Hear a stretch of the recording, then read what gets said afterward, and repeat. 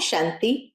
आज 9 जुलाई 2023 के बाबा के अव्यक्त मधुर महावाक्य सुनेंगे। और ये अव्यक्त मधुर महावाक्य अव्यक्त बाप दादा ने शिव जयंती पर अर्थात 26 फरवरी 1995 को सुनाए थे, जिसमें बाप दादा त्रिदेव रचता अपने डायमंड बच्चों को डायमंड जुबली या डायमंड जयंती मनाने आए हुए बच्चों को देख रहे हैं। बाबा आज सबको डायमंड के रूप में क्यों देख रहे हैं? तो बाबा कहे, क्योंकि बाप दादा आते ही है इस संसार में कौड़ी जैसे जीवन को हीरे तुल्य बनाने। इसलिए बाप दादा अपने हीरे बच्चों को देख रहे हैं। तो बाप दादा कहे, ये जयंती की विचित्रता क्या है कि इस जयंती को तुम मनाने आए हो जो निराकार ज्योति स्वरूप है। दुनिया में लोग मनुष्य की जयंती मनाते हैं, परंतु यहाँ निराकार पॉइंट ऑफ लाइट की जयंती मना रहे। दूसरी विचित्रता यह है, बाप और बच्चों की जयंती एक ही दिन पर है। दुनिया में बाप और बच्चों की जयंती एक दिन पर हो सकती है, लेकिन साल एक नहीं होता है। यहाँ तो सारे विश्व के बच्चों का और बाप के साथ एक ही दिन पर जयंती मनाई जाती है।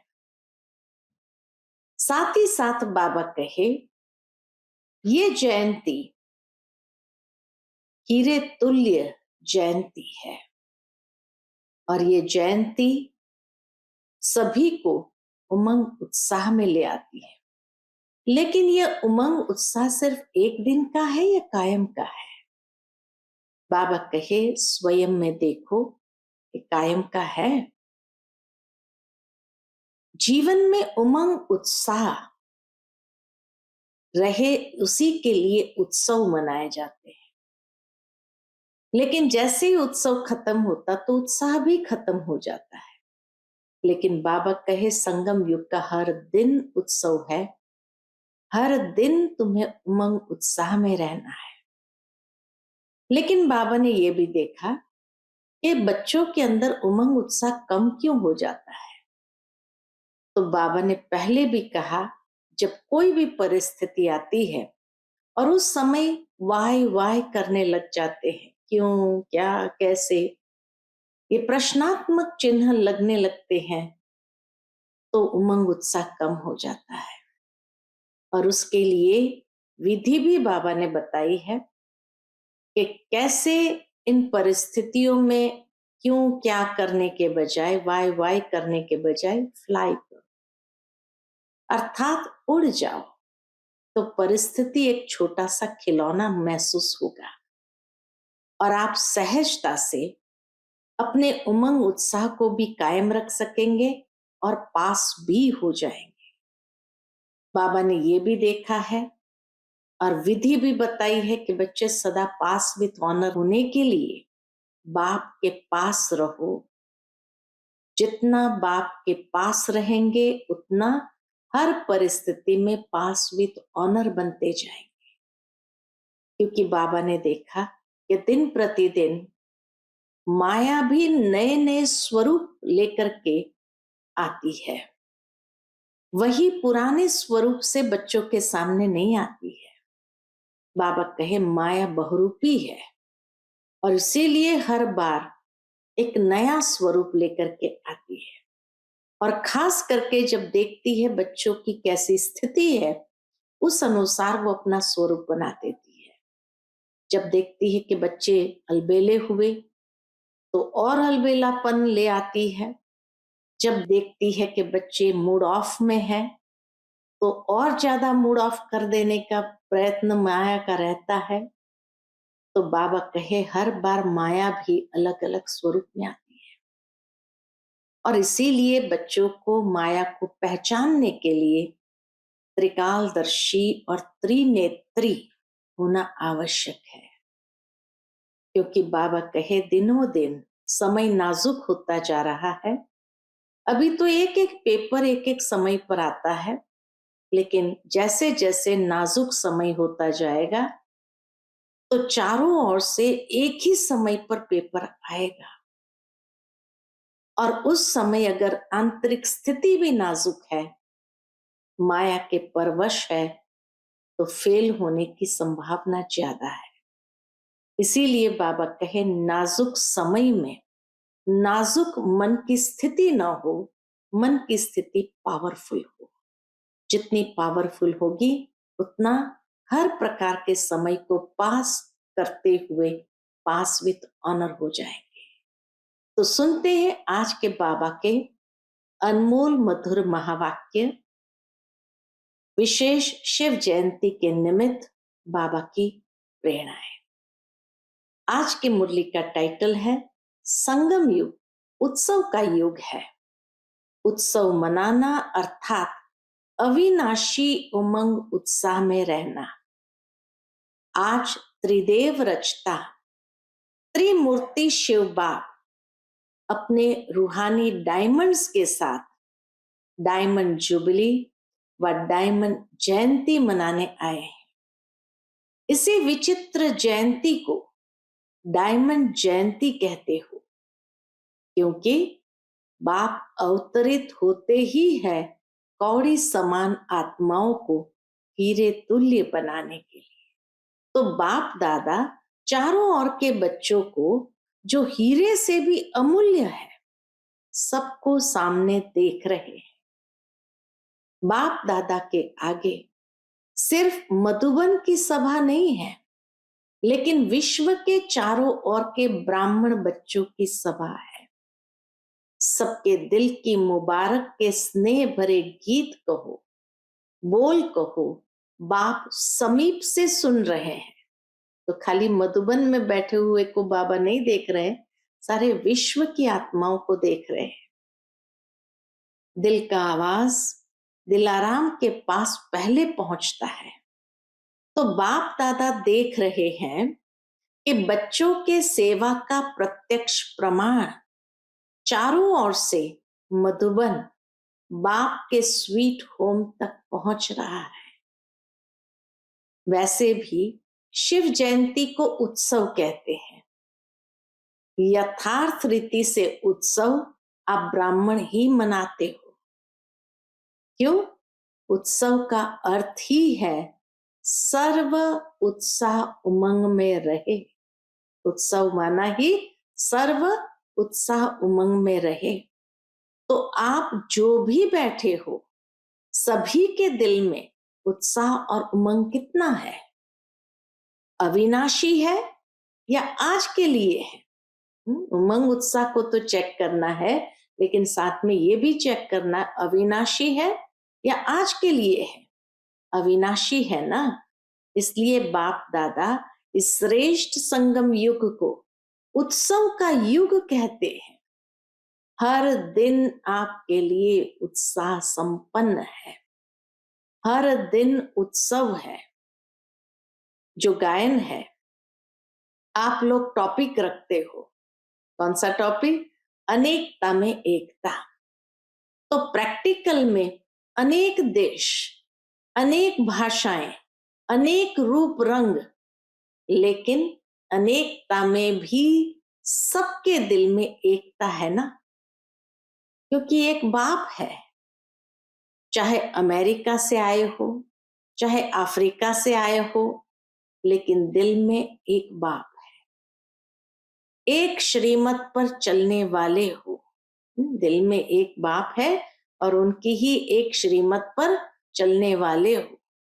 तो बाप दादा को अच्छा लगता है कि अनेक भाषाओं में होते हुए भी मन का गीत, मन की भाषा एक है, और वह है स्नेह की भाषा। चाहे किसी भी भाषा वाले हो, काला ताज तो मिला है। सभी के सिर के ऊपर हेडफोन लगे हुए थे काले, तो देख करके बाबा बच्चों की चुटकी लेते हैं और कहते काला ताज तो मिला है, अभी यही काला ताज बदलकर गोल्डन हो जाएगा, लेकिन सबके मन की भाषा एक है और एक ही शब्द है, कौन सा? मेरा बाबा। सभी भाषा वाले बोलो मेरा बाबा। हाँ, ये एक ही है, तो अनेकता में एकता है ना। कितना सुंदर बाबा ने जैसे सारे ब्राह्मण परिवार के हर आत्मा को, कोई भी देश की हो, उसको बांध दिया मेरा बाबा कह करके। एक ही स्नेह के धागे में बाबा ने पिरो लिया। तो उत्साह में रहने वाले अर्थात सदा उत्सव मनाने वाली श्रेष्ठ आत्माएं हो। कभी भी उत्साह कम नहीं होना चाहिए। पहले भी सुनाया था, ब्राह्मण जीवन का सांस है उमंग उत्साह। अगर सांस चला जाए तो जीवन सेकंड में खत्म हो जाएगी ना। तो ब्राह्मण जीवन में यदि उमंग उत्साह का सांस नहीं तो ब्राह्मण जीवन नहीं। जो सदा उमंग उत्साह में होगा वो फलक से कहेगा कि ब्राह्मण है ही उत्साह उमंग के लिए। और जिसका उमंग उत्साह कम हो जाता है उसके बोल ही बदल जाते हैं। कौन से बोल निकलते? वो कहेंगे है तो सही, होना तो चाहिए, हो जाएगा। तो ये भाषा और उस भाषा में कितना अंतर है। ये भाषा और उमंग उत्साह वाली भाषा में बाबा कहे कितना अंतर है। उसके हर बोल में, जब उमंग उत्साह कम हो जाता है तो उसके हर बोल में तो होना तो चाहिए, है तो सही, तो उसके हर बोल में तो जरूर होगा, होना तो चाहिए। तो ये जो तो होता है ना, ये उमंग उत्साह का प्रेशर कम होने से ही ऐसे बोल, कमजोरी के बोल निकलते हैं। अब बाबा आते हैं, तो उमंग उत्साह कभी कम नहीं होना चाहिए। ये उमंग उत्साह कम क्यों होता है? वो भी बाबा ने कारण बताया कि उमंग उत्साह कम क्यों होता है। बाप दादा कहते हैं सदा वाह वाह कहो, और कहते हैं वाय वाय। क्यों क्यों? अगर कोई भी परिस्थिति में वाय शब्द आ जाता है तो उमंग उत्साह का प्रेशर कम हो जाता है। बाप दादा ने अगले साल भी विशेष डबल फॉरेनर्स को कहा था कि वाय शब्द को ब्राह्मण डिक्शनरी में चेंज करो। जब वाय शब्द आए तो फ्लाई शब्द याद रखो, तो वाय खत्म हो जाएगा। कोई भी परिस्थिति छोटी भी जब बड़ी लगती है तो वाय शब्द आता है। ये क्यों, ये क्या, और फ्लाई कर लो तो परिस्थिति क्या होगी? छोटा सा खिलौना। तो जब भी वाय शब्द मन में आवे तो कहो ब्राह्मण डिक्शनरी में वाय शब्द नहीं, फ्लाई है, क्योंकि वाय वाय हाय हाय करा देती है। अगर वाय वाय करते रहे तो हाय हाय करा देता है। कैसे? बाबा सुनाते, बाप दादा को हंसी भी आती है। एक तरफ कहेंगे नहीं, हमारे जैसा श्रेष्ठ भाग्य किसका भी नहीं है, अभी अभी ये कहेंगे। और अभी अभी उत्साह कम हुआ तो कहेंगे पता नहीं, मेरा भाग्य ही ऐसा है, मेरे भाग्य में तो इतना ही है। तो हाय हाय हो गया ना। कहा मेरे जैसा तो श्रेष्ठ भाग्य किसी का है ही नहीं, और जैसे ही वाई वाई आया तो मेरे भाग्य में तो इतना ही है। तो ये हाय हाय हो गया ना। तो जब भी हाय हाय का नजारा आवे तो वाह वाह कर लो, तो नजारा भी बदल जाएगा और आप भी बदल जाएंगे। डबल विदेशी आजकल पॉजिटिव थिंकिंग का कोर्स कराते हो ना। बाबा को तो सब पता है। तो बाबा कहे डबल विदेशी आजकल पॉजिटिव थिंकिंग का कोर्स कराते हो ना। सभी विदेश में विशेष कोर्स ही कराते हो, तो अपने को भी कराते हो या दूसरों को ही कराते हो? जिस समय कोई भी परिस्थिति आ जाए तो अपने को ही स्टूडेंट बनाकर खुद ही टीचर बन करके अपने को ये कोर्स कराओ। अपने को करा सकते हो या सिर्फ दूसरों को करा सकते हो? दूसरे को कराना सहज है। जब ये नेचुरल स्थिति हो जाए, वाह वाह वाली या पॉजिटिव नेचुरल स्थिति हो जाए कि हर व्यक्ति को बात को पॉजिटिव वृत्ति से देखो, सुनो या सोचो, तो कैसी स्थिति रहेगी? अगर हर व्यक्ति को, हर स्थिति को, हर बात को पॉजिटिव वृत्ति से देखा जाए, सुना जाए, सोचा जाए, तो कैसी स्थिति रहेगी? बाबा कहे आजकल के साइंस द्वारा भी ऐसे साधन निकले हैं जो रफ माल को भी बहुत सुंदर रूप में बदल देता है। देखा है ना कैसे क्या बना देता है? तो आपकी वृत्ति क्या ऐसी परिवर्तन नहीं कर सकती है? जब साइंस के साधन कर सकते हैं तो बाबा कहे आपके पास तो सबसे बड़ा यंत्र है वृत्ति का, तो क्या आपकी वृत्ति ऐसा परिवर्तन नहीं कर सकती है? आवे नेगेटिव रूप में, लेकिन आप नेगेटिव को पॉजिटिव वृत्ति से बदल दो। अगर हलचल में आते हो तो उसका कारण है नेगेटिव थिंकिंग, नेगेटिव सुनना, सोचना व बोलना या करना। ये मॉडल बनाते हो ना। कौन सा मॉडल बाबा ने बनवाया था? बुरा न देखो, बुरा न सुनो, बुरा न कहो। तो बाबा कहे ये मॉडल बनाते हो ना, न सोचो, न देखो, न बोलो, न करो। साइलेंस की पावर, बाबा कहे साइलेंस की पावर क्या नेगेटिव को पॉजिटिव में नहीं बदल सकती? आपका मन और बुद्धि ऐसा बन जाए जो नेगेटिव टच नहीं करे, सेकंड में परिवर्तन हो जाए, ऐसे तीव्र गति की अनुभूति कर सकते हो। मन और बुद्धि ऐसा तीव्र गति का यंत्र बन जाए। बन सकता है कि टाइम लगेगा? पूछता है बाबा। बन सकता है कि टाइम लगेगा? कि नेगेटिव बात आएगी तो कहेंगे कि थोड़ा सोचने तो दो, देखे तो सही क्या है। क्विक स्पीड से परिवर्तन हो जाए। बाबा कहे इतना फास्ट गति से परिवर्तन कर लो। इसको कहा जाता है ब्राह्मण जीवन का मजा, मौज। अगर जीना है तो मौज से जियो। सोच सोच करके जीना वो जीना नहीं है।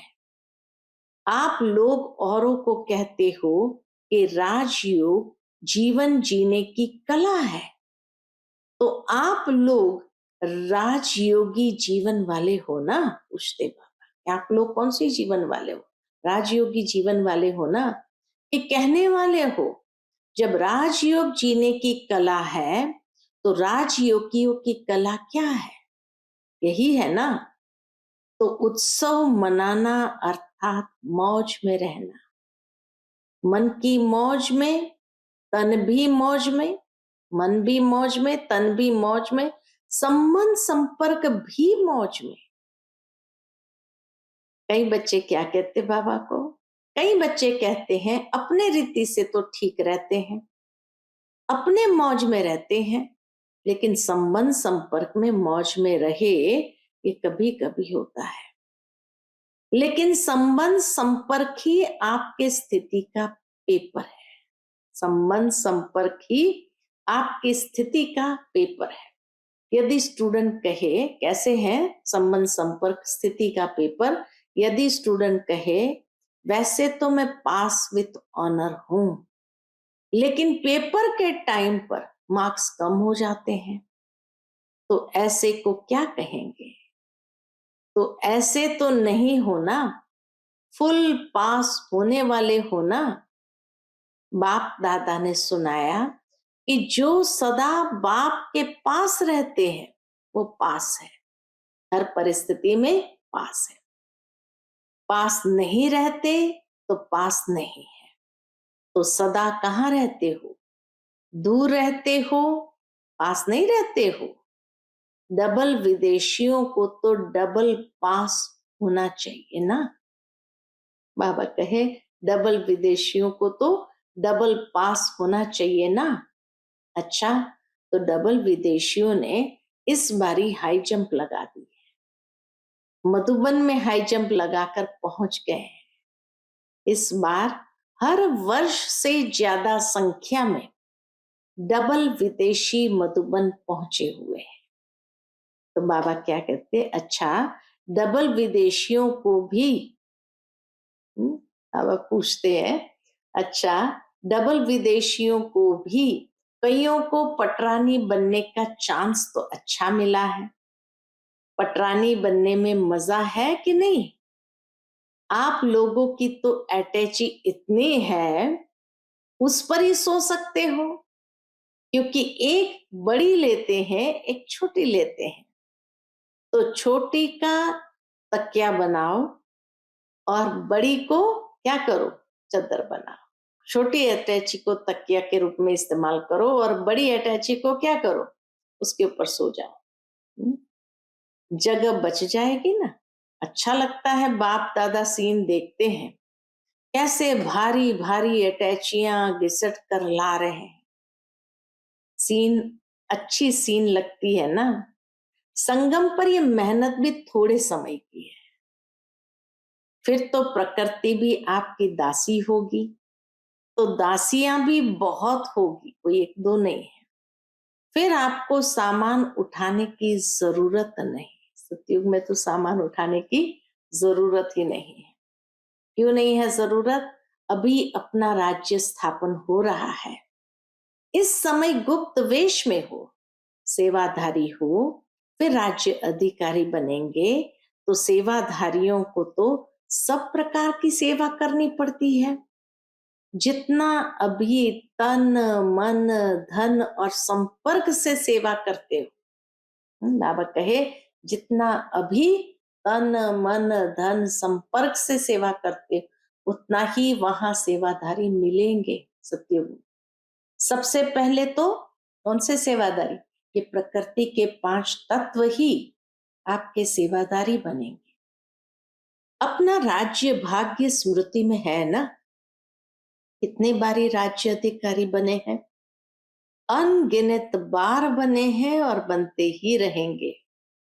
लेकिन राज्य अधिकारी से भी अब का सेवाधारी जीवन श्रेष्ठ है, क्योंकि अभी बाप और बच्चों का साथ है।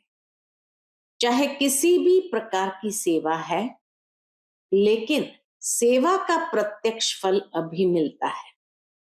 बाप का स्नेह, सहयोग और बाप द्वारा मिले हुए खजाने प्रत्यक्ष फल के रूप में मिलते हैं। जब भी कोई विशेष सेवा करते हो और युक्ति युक्त सेवा करते हो तो कितनी खुशी होती है। उस समय के चेहरे का फोटो निकालो तो कैसा होता है। तो एक तरफ सेवा करते हो, दूसरे तरफ प्रत्यक्ष फल आपके लिए सदा तैयार है ही है। एक हाथ से सेवा करो, दूसरे हाथ से फल खाओ। ऐसा अनुभव होता है?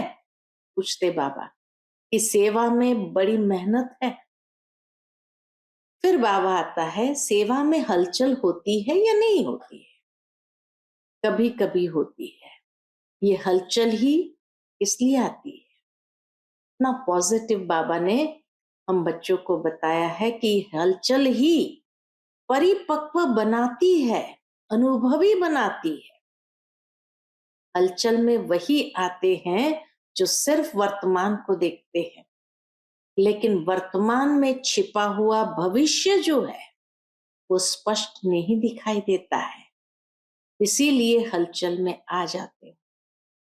कोई भी बड़े ते बड़ी नाजुक परिस्थिति वास्तव में आगे के लिए बहुत बड़ा पाठ पढ़ाती है, अनुभवी बनाती है, परिपक्व बनाती है और बहुत बड़ा पाठ पढ़ाती है।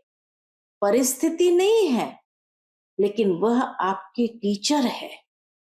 उस नजर से देखो कि इस परिस्थिति में क्या पाठ पढ़ाया।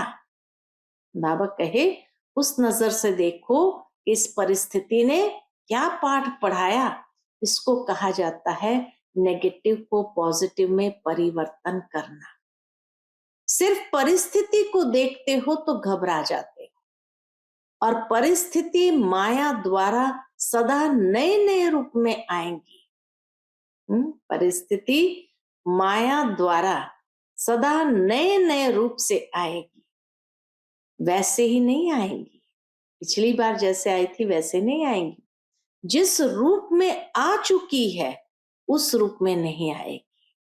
इतना स्पष्ट बाबा जैसे हम बच्चों को तैयार कर रहे हैं, नए रूप में आएगी तो उसमें घबरा जाते हैं।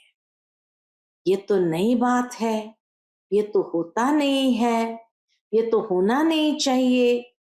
लेकिन समझ लो कि माया अंत तक बहुरूपी बन बहुरूप दिखाएगी।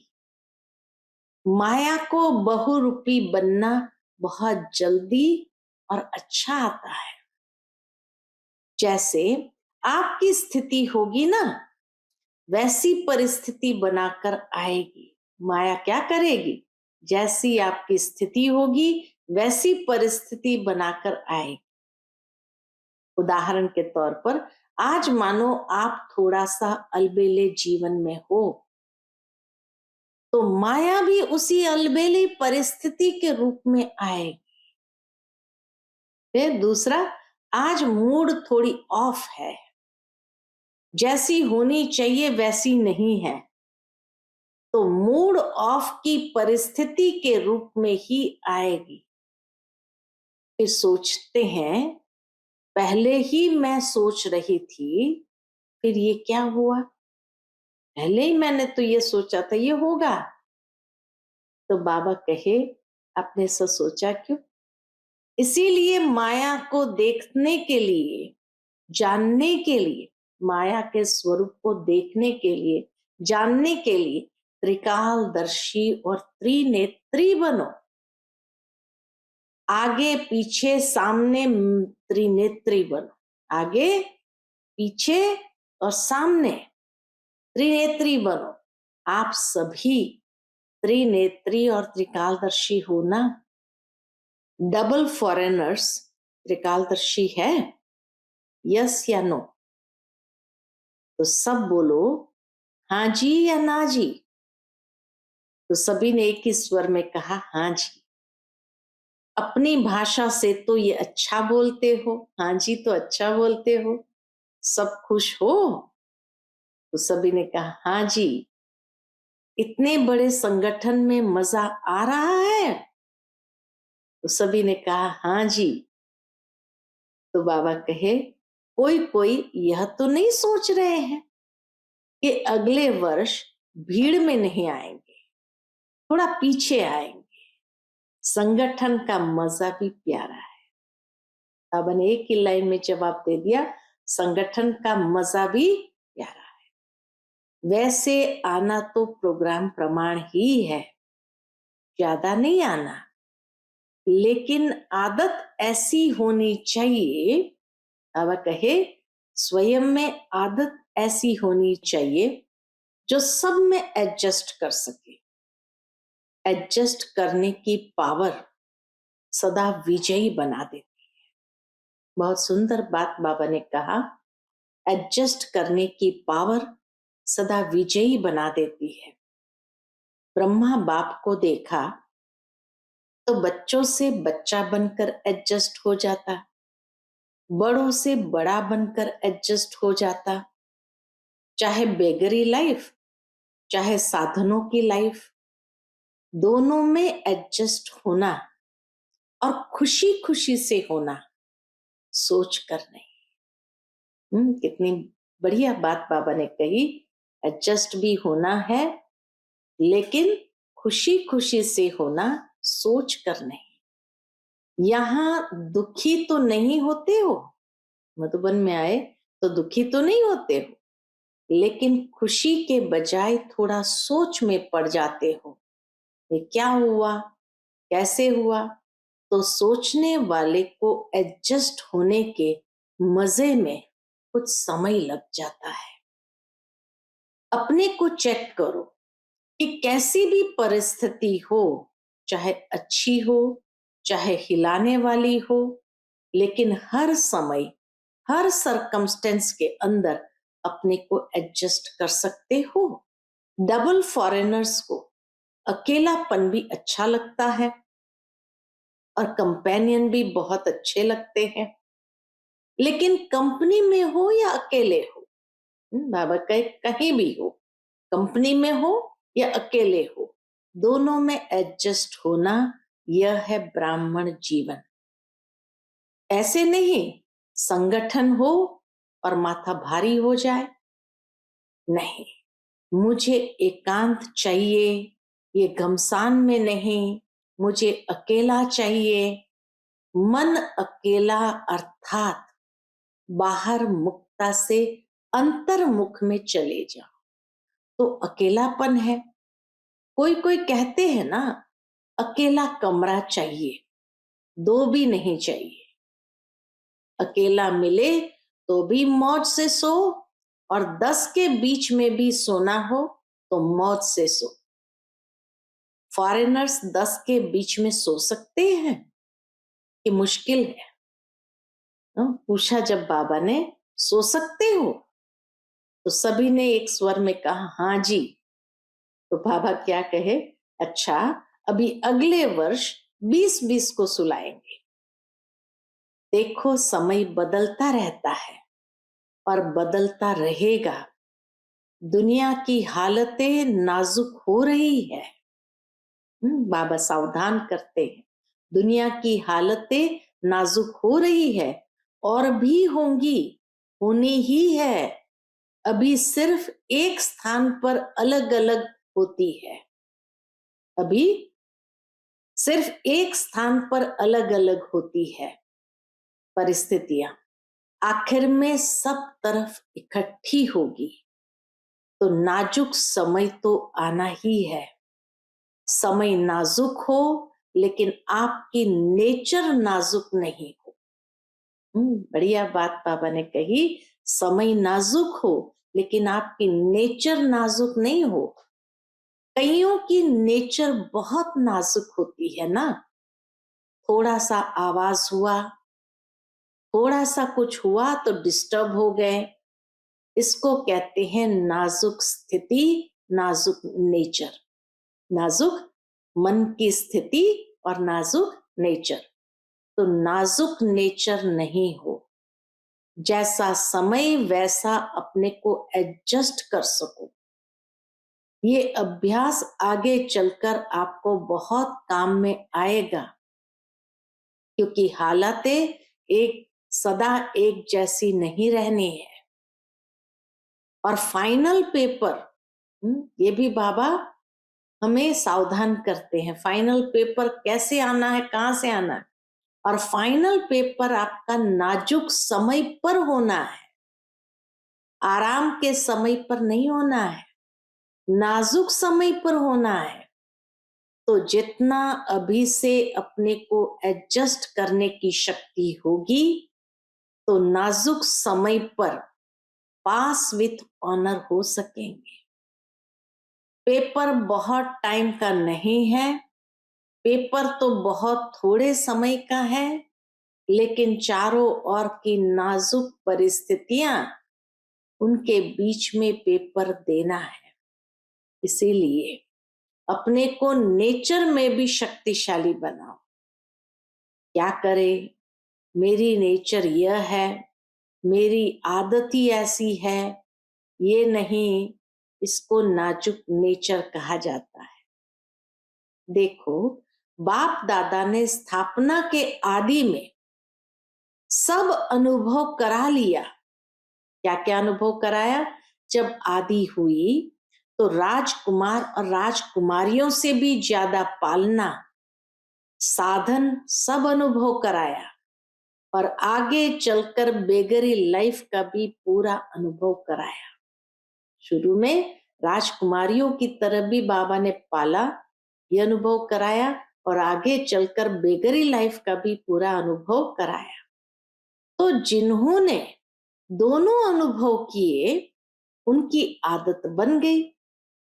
तो आप लोगों के आगे तो ऐसा समय आया नहीं है, लेकिन आना है। ये भी बाबा ने भविष्यवाणी कर दी, लेकिन आना है। भले बेगरी लाइफ वाला नहीं होगा, लेकिन हालातें ऐसी आ जाएंगी जो चीजें मिलेगी नहीं। जहां भी रहते हो सभी हिलने हैं, सब आधार टूटने हैं। तो ऐसे टाइम पर क्या चाहिए? एक ही बाप का आधार। आप लोग तो बहुत बहुत बहुत लकी हो। बाबा कहे आप लोग तो बहुत बहुत बहुत लकी हो, जो आने का समय आपका सहज साधनों का है। सहज साधनों के साथ साथ आपका ब्राह्मण जन्म है, लेकिन साधन और साधना, साधनों को देखते साधना को नहीं भूल जाना। साधनों को देखते साधना नहीं भूल जाना, क्योंकि आखिर में साधना ही काम में आनी है। समझा?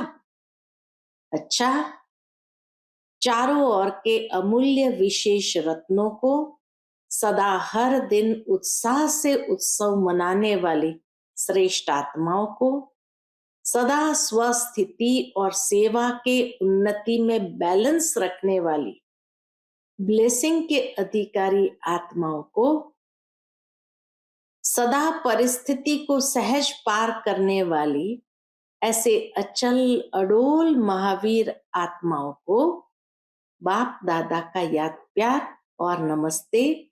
हम सब रूहानी बच्चों की रूहानी माता पिता बाप दादा को याद प्यार, गुड मॉर्निंग और नमस्ते। नमस्ते, शुक्रिया बाबा, शुक्रिया।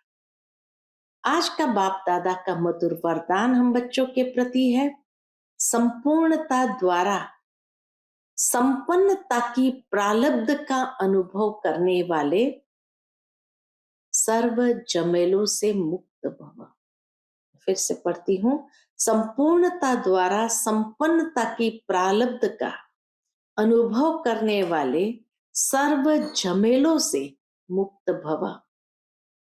संगम युग पर सागर गंगा से अलग नहीं, गंगा सागर से अलग नहीं। इसी समय नदी और सागर के सामने का मेला होता है। जो इसी मेले में रहते हैं वह सर्व झमेलों से मुक्त हो जाते हैं। जो इसी मिलन मेले में रहते हैं वो सर्व झमेलों से मुक्त हो जाते हैं। लेकिन इस मेले का अनुभव वही कर सकते हैं जो समान बनते हैं। बाप समान बनते हैं। समान बनना अर्थात समा जाना, हो जाना। जो सदा स्नेह में समाये हुए हैं वो संपूर्णता और संपन्नता की प्रारब्ध का अनुभव करते हैं। उन्हें कोई भी अल्पकाल के प्रारब्ध की इच्छा नहीं। आज का स्लोगन है, सदा एक बाप के श्रेष्ठ संग में रहो तो होलीएस्ट और हाईएस्ट बन जाएंगे। सदा एक बाप के श्रेष्ठ संग में रहो तो होलीएस्ट और हाईएस्ट बन जाएंगे। अच्छा, ओम शांति।